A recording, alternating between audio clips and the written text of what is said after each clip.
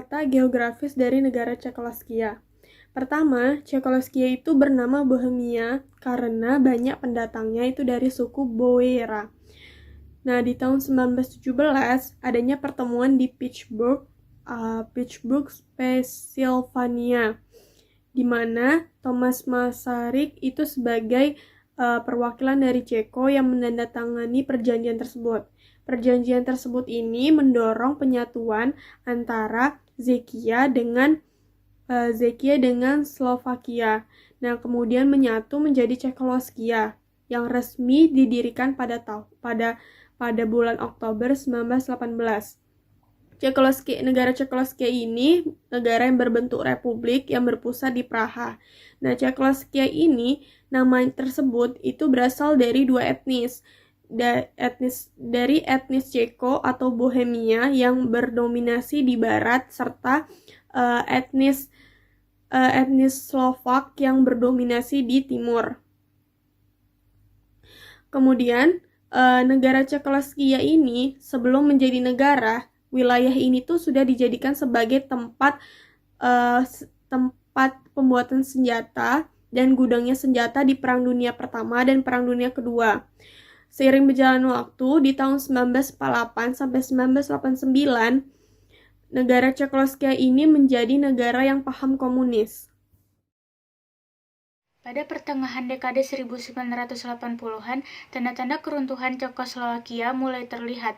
Beberapa faktor yang menjadi latar belakang runtuhnya negara Cekoslowakia antara lain adanya sistem ekonomi yang terpusat sehingga ekonominya mengalami kemunduran, tumbangnya rezim-rezim komunis di Eropa Timur, dan munculnya aksi demonstrasi serta permogokan di Praha yang menekan pemerintah untuk segera melakukan reformasi politik. Selain memiliki paham komunis, Cekoslowakia melakukan politik tangan besi, menggambarkan rezim kepemimpinan yang keras dan kejam hanya kepada pihak-pihak yang dianggap membahayakan kepentingan pemerintah.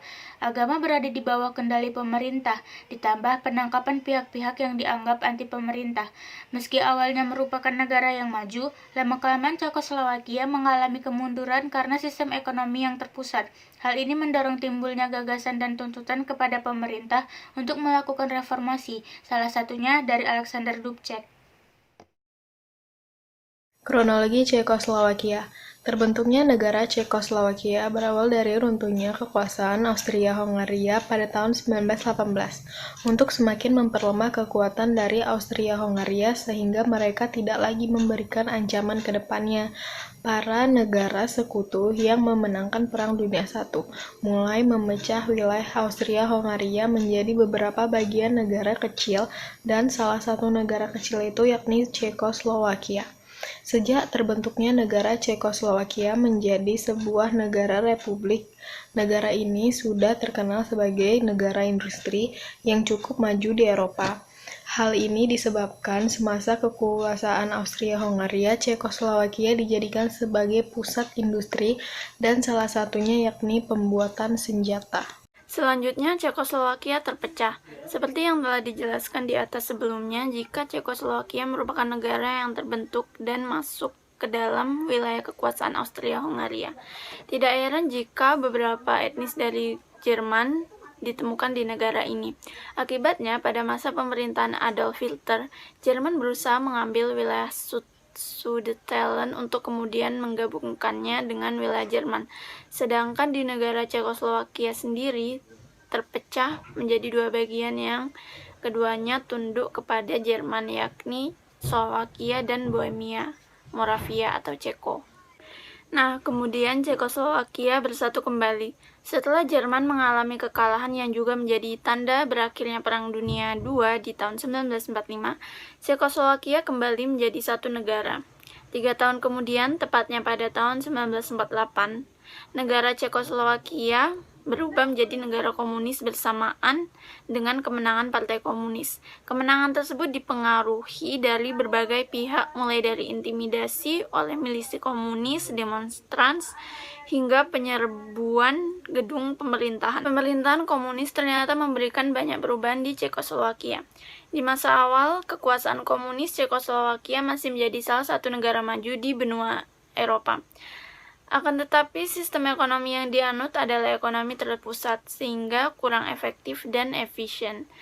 Maka, seiring berjalannya waktu, ekonomi dan industri negara ini mengalami kemunduran. Hal itu dibuktikan dari munculnya masalah seperti kelangkaan bahan bakar dan lain-lain. Dampak dari terpecahnya Cekoslowakia. Yang pertama yaitu adanya pembagian wilayah kekuasaan. Pembagian wilayah kekuasaan ini telah diatur dalam Undang-Undang Konstitusi Nomor 541 oleh Majelis Federasi pada tanggal 13 November 1992. Pembagian wilayah kekuasaan ini meliputi luas wilayah atau tanah negara yang telah ditetapkan dengan perbandingan 2:1 atas kepemilikan Ceko dan Slowakia. Nah, perbandingan ini telah didasarkan atas jumlah populasi dari kedua negara tersebut. Yang kedua adalah pembagian properti negara. Pembagian properti negara ini juga tertuang dalam undang-undang yang sama seperti ke dalam Undang-Undang Pembagian Wilayah Kekuasaan.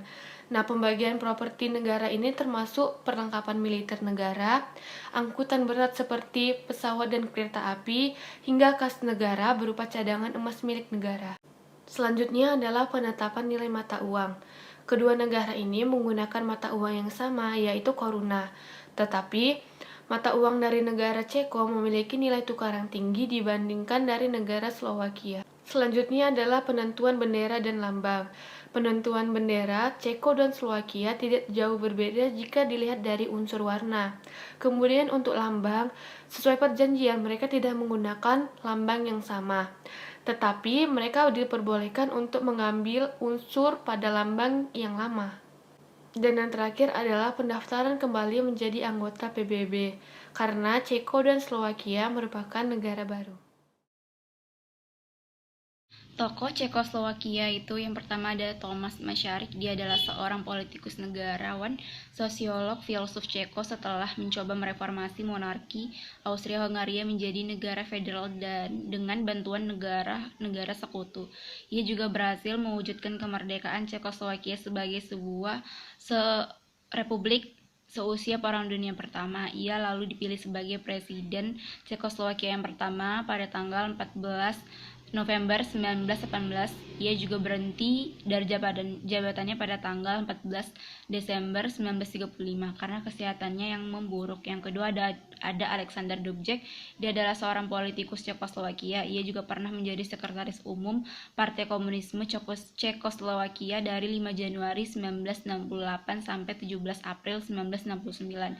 Semasa menjadi sekretaris umum, ia memperkenalkan pembaruan kebebasan di negara komunis itu sejak 1960-an. Yang ketiga ada Gustav Husak. Dia seorang politikus Slowakia, Presiden Republik Cekoslowakia pada tahun 1975 sampai 1989, dan dia juga adalah sekretaris jenderal Komite Sentral Partai Komunis Cekoslowakia pada tahun 1969 sampai 1987. Yang keempat ada Václav Havel, presiden dari Cekoslowakia pada bulan Desember 1989. Dia adalah Carta 77 organisasi anti komunisme di Cekoslowakia.